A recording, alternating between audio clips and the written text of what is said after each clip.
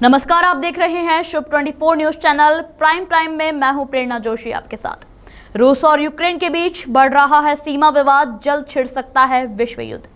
पाकिस्तान के दोस्त तुर्की ने भी छोड़ा उसका साथ, भारत के साथ बढ़ रही है नजदीकियां। छत्तीसगढ़ से लापता हुए जवान की पत्नी ने पीएम मोदी से मांगी मदद। देश के नए मुख्य न्यायाधीश न्यायमूर्ति एनवी रमना होंगे, 24 अप्रैल को लेंगे शपथ। दिल्ली में 30 अप्रैल तक नाइट कर्फ्यू, दुकानदारों को दिखाना होगा ई पास। याहू अपनी सबसे लोकप्रिय सेवा को बंद करने जा रहा है, अपना डाटा कर लीजिए सुरक्षित। राजस्थान में एसीबी की बड़ी कार्रवाई, कोटा और दौसा में रिश्वतखोरों को रंगे हाथों दबोचा। जयपुर एयरपोर्ट पर पकड़ा गया 21 लाख का सोना, जूसर में छुपा रखा था। आईपीएल को लगी कोरोना की नजर, वानखेड़े स्टेडियम के स्टाफ को हुआ कोरोना, किरण मौर्य भी आए चपेट में। अब खबरें विस्तार से। रूस और यूक्रेन के बीच बढ़ रहा है सीमा विवाद, जल्द छिड़ सकता है विश्व युद्ध। सारी दुनिया इस वक्त कोरोना महामारी से जूझ रही है। ऐसे में रूस और यूक्रेन के बीच बढ़ता हुआ सीमा विवाद एक नई परेशानी खड़ा कर सकता है।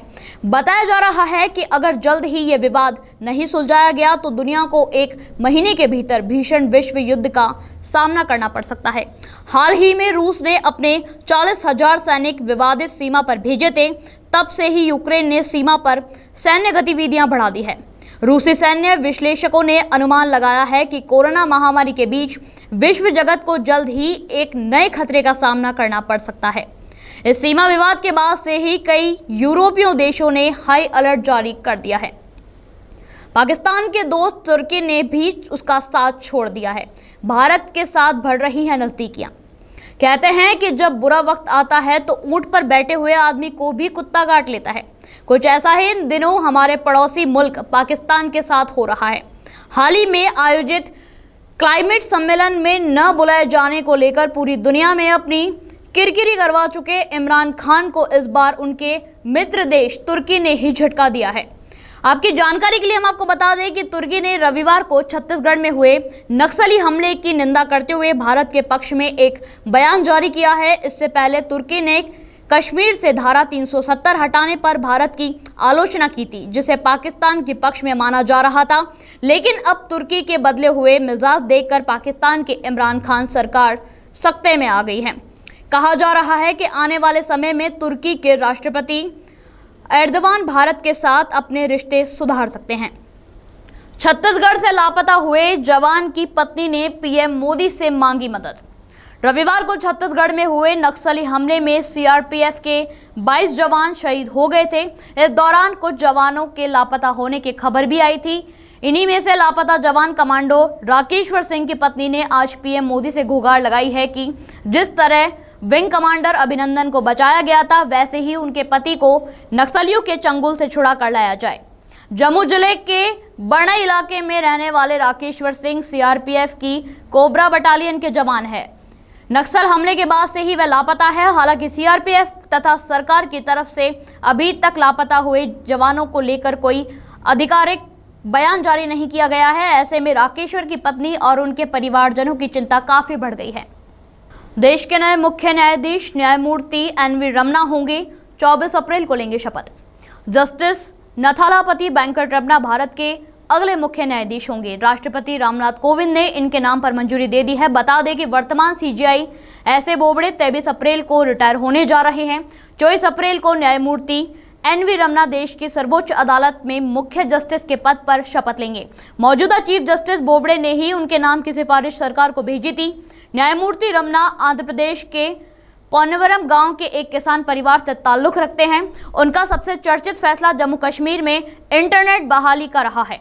दिल्ली में 30 अप्रैल तक नाइट कर्फ्यू, दुकानदारों को दिखाना होगा ई पास। पूरे देश में कोरोना की दूसरी लहर ने तांडव मचाया हुआ है। ऐसे में दिल्ली सरकार ने आज एक अहम फैसला लेते हुए पूरे प्रदेश में 30 अप्रैल तक नाइट कर्फ्यू लागू कर दिया है। बताया जा रहा है कि केजरीवाल सरकार ने रात 10 बजे से सुबह 5 बजे तक का नाइट कर्फ्यू लगा दिया है। दिल्ली में कोरोना के बढ़ते मामलों को देखते हुए यह फैसला लिया गया है। इस दौरान दुकानदारों और अन्य जरूरी सेवाओं से जुड़े लोगों को ई पास दिखाने पर आवागमन की अनुमति मिल सकेगी। राजधानी दिल्ली में पिछले 24 घंटे में 3,548 नए कोरोना मामले सामने आए हैं। राज्य में बढ़ते कोरोना मरीजों की संख्या को देखते हुए दिल्ली सरकार की स्थिति पर नियंत्रण पाने के लिए आवश्यक कदम उठा रही है। याहू अपनी सबसे लोकप्रिय सेवा को बंद करने जा रहा है। अपना डाटा कर लीजिए सुरक्षित।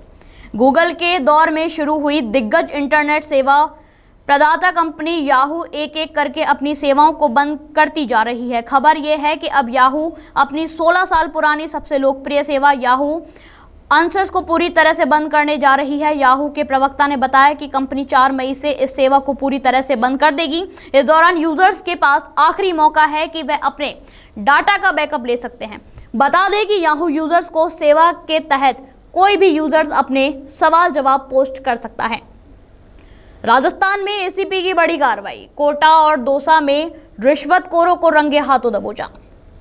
राजस्थान में एंटी करप्शन ब्यूरो इन दिनों रिश्वतखोरों कर्मचारियों पर नकेल कसे हुए है। ताजा जानकारी के मुताबिक भ्रष्टाचार निरोधक ब्यूरो ने आज कोटा और दौसा में बड़ी कार्रवाई करते हुए भ्रष्ट कर्मचारियों को रंगे हाथों पकड़ा है। आपकी जानकारी के लिए हम आपको बता दें कि कोटा तहसील के आरआई योगेंद्र सिंह को एसीपी ने 8,000 की रिश्वत लेते ट्रैप किया है। इसके अलावा दौसा जिले के मानपुर में एसीपी ने यूको बैंक में कार्रवाई करते हुए वरिष्ठ प्रबंधक रामचंद्र मीणा को भी धर दबोचा। इन्होंने बैंक लोन की एवज में 5,000 की रिश्वत मांगी थी। मामले में हेड कैशियर दीपक खंडेलवाल को भी ट्रैप किया गया है। एसीपी उप अधीक्षक राजेश कुमार सिंह के नेतृत्व में कार्रवाई को अंजाम दिया गया है। जयपुर एयरपोर्ट पर पकड़ा गया 21 लाख का सोना, जूसर में छुपा कर रखा था।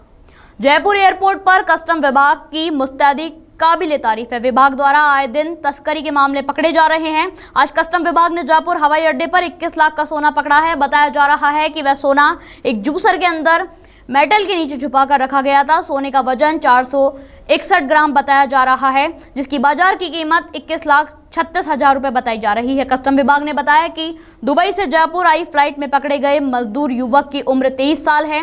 वह द्वारका गुजरात का निवासी है। इंपोर्ट ड्यूटी बचाने के लिए आए दिन सोने की तस्करी की जाती है। ऐसे मामलों में 1 ग्राम सोने पर लगभग 340 रुपए बचते हैं। कस्टम विभाग द्वारा पिछले 1 साल में अब तक सोने की तस्करी के 23 मामले पकड़े जा चुके हैं। आईपीएल को लगी कोरोना की नजर। वानखेड़े स्टेडियम के स्टाफ को हुआ कोरोना।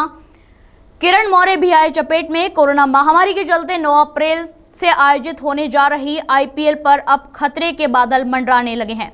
पिछले कुछ दिनों से लगातार कई खिलाड़ियों में कोरोना संक्रमण पाया गया है। आज मुंबई के वानखेड़े स्टेडियम के 2 ग्राउंड स्टाफ तथा 1 प्लम्बर कोरोना संक्रमित पाए गए हैं। इससे पहले भी स्टेडियम के 10 स्टाफ मेंबर तथा 6 इवेंट मैनेजर्स कोरोना संक्रमित हो चुके हैं।